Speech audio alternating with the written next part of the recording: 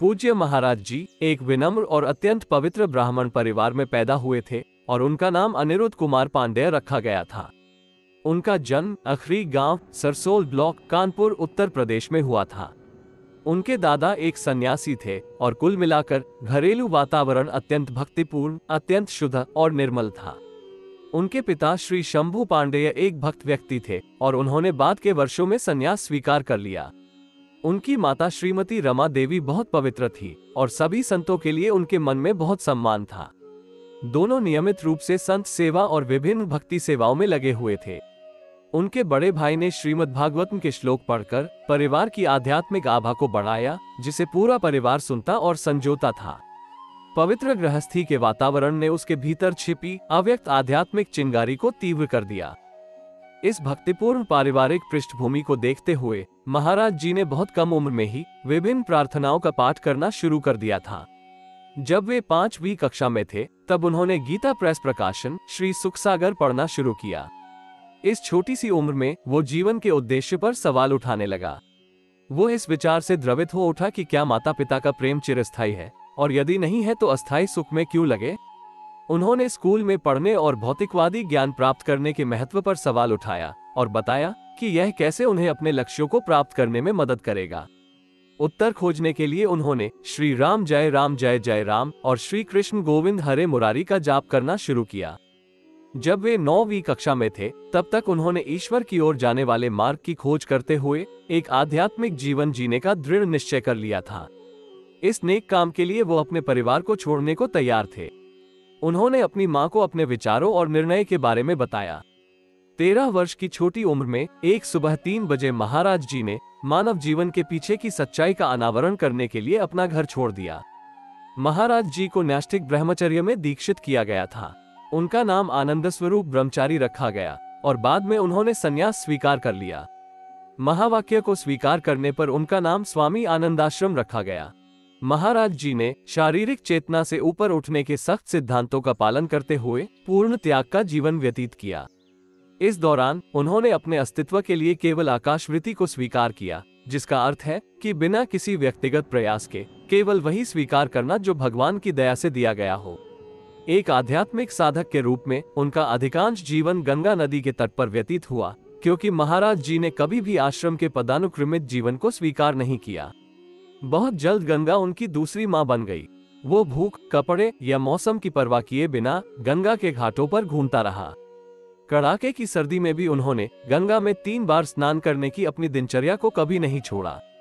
वो कई दिनों तक बिना भोजन के उपवास करता था और उसका शरीर ठंड से कांपता था, लेकिन वह परम के ध्यान में पूरी तरह से लीन रहता था। संन्यास के कुछ वर्षों के भीतर उन्हें भगवान शिव का विधिवत आशीर्वाद मिला। महाराज जी पर ज्ञान और दया के प्रतीक भगवान शिव की कृपा थी। हालांकि उन्होंने एक उच्च उद्देश्य के लिए प्रयास करना जारी रखा। एक दिन बनारस में एक पेड़ के नीचे ध्यान करते हुए श्री श्यामा श्याम की कृपा से वे वृंदावन की महिमा के प्रति आकर्षित हुए। बाद में एक संत की प्रेरणा ने उन्हें एक रास लीला में भाग लेने के लिए राजी किया, जो स्वामी श्री श्रीराम शर्मा द्वारा आयोजित की जा रही थी। उन्होंने 1 महीने तक रास लीला में भाग लिया। सुबह वे श्री चैतन्य महाप्रभु की लीला और रात में श्री श्यामा श्याम की रास लीला देखते थे। 1 महीने में ही वो इन लीलाओं को देखने में इतना मुग्ध और आकर्षित हो गया कि वो उनके बिना जीवन जीने की कल्पना भी नहीं कर सकता था। यह 1 महीना उनके जीवन का टर्निंग पॉइंट साबित हुआ। बाद में स्वामी जी की सलाह पर और श्री नारायण दास भक्तमाली के एक शिष्य की मदद से महाराज जी मथुरा जाने वाली ट्रेन में सवार हो गए, यह न जानते हुए कि वृंदावन हमेशा के लिए उनका दिल चुरा लेगा। महाराज जी बिना किसी परिचित के वृंदावन पहुंचे।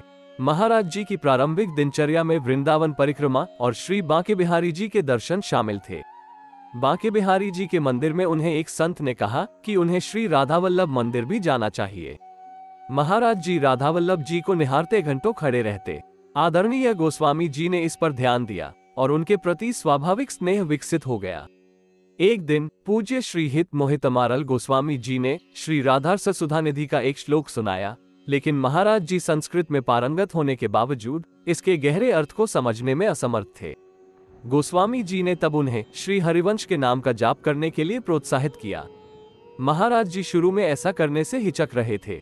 हालांकि अगले दिन जैसे ही उन्होंने वृंदावन परिक्रमा शुरू की, उन्होंने खुद को श्री हित हरिवंश महाप्रभु की कृपा से उसी पवित्र नाम का जप करते हुए पाया। इस प्रकार वो इस पवित्र नाम की शक्ति के कायल हो गए।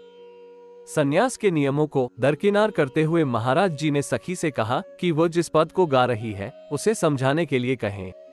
वो मुस्कुराई और उससे कहा कि अगर वो इस श्लोक को समझना चाहता है तो उसे राधावल्लभी बनना होगा।